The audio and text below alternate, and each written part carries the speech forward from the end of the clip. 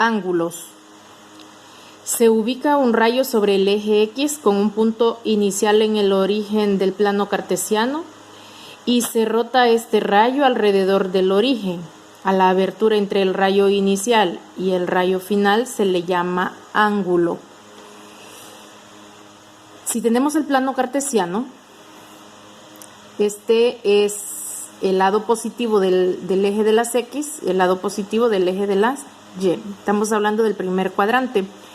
Habla de un rayo. Si lo ubico, dice, este rayo sobre el eje X con punto inicial en el origen del plano cartesiano, que sería esto, y se rota este rayo alrededor del origen. O sea, básicamente, supongamos que el lápiz sería como ese rayo. Entonces, si hacemos esta rotación, tomando como este es el lado inicial y donde termina esa rotación, ese lado terminal, entonces a esa abertura que se forma entre la parte del eje de las X con ese lado hasta donde llegó la rotación, a esa abertura es la que conocemos como ángulo. Entonces vamos a asumir, vamos a ver si tenemos esta parte como el lado inicial de un ángulo X y vamos a suponer que la abertura o el rayo del cual estamos hablando llega hasta ahí. Entonces esto es a lo que conocemos con el nombre de ángulo, de tal manera que entonces a este lado donde inició el rayo le llamamos lado inicial. Este sería el lado terminal y el punto donde se unen ambas, el lado inicial con el lado terminal, a eso se le conoce como el vértice del ángulo.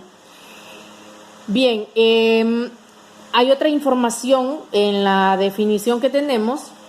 Ya vimos el lado inicial, el lado terminal. Entonces, ¿cuándo un ángulo va a estar en posición estándar? Cuando el lado inicial está sobre el lado positivo del eje X. Ojo con eso.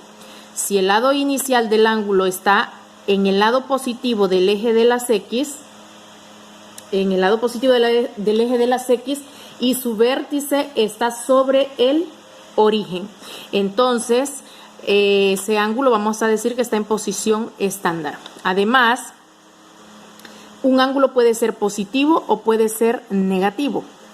Tenemos entonces una rotación, la rotación siempre la vamos a marcar de esta forma y siempre con una flechita.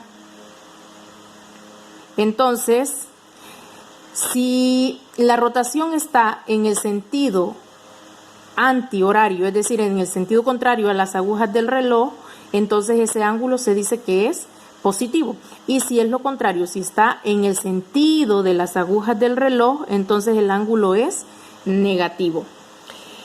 También dice que dependiendo en qué cuadrante está el lado terminal del ángulo, así vamos a decir que el ángulo es de dicho cuadrante. Recordemos que en el plano cartesiano nosotros tenemos 4 cuadrantes, comenzando a contar desde la derecha del eje de las X, de la parte positiva, en el sentido siempre antihorario. El primer cuadrante, segundo cuadrante, tercer cuadrante y cuarto cuadrante.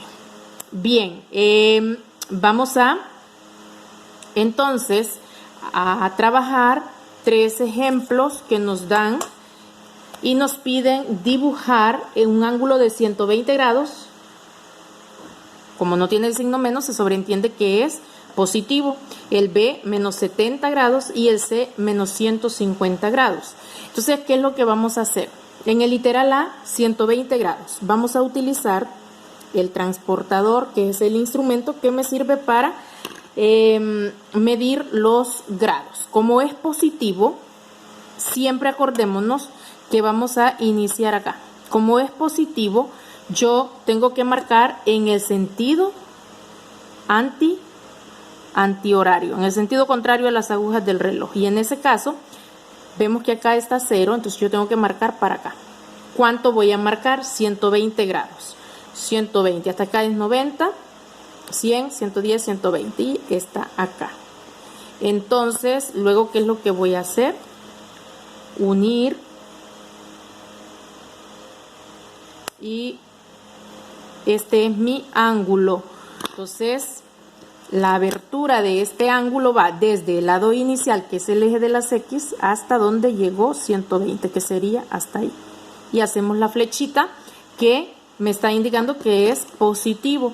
¿Y en qué cuadrante me quedó? Me quedó en el segundo cuadrante. Bien, este ángulo es de 120 grados.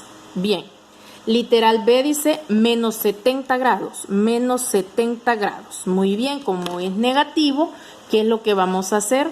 Vamos a siempre iniciar acá, pero ahora, fíjese que los positivos lo hacíamos en este sentido, ¿verdad? Ahora, como es negativo, pues lo vamos a hacer siempre empezando en el eje de las X, pero ahora en el sentido, ¿ve? Sentido de las agujas del reloj.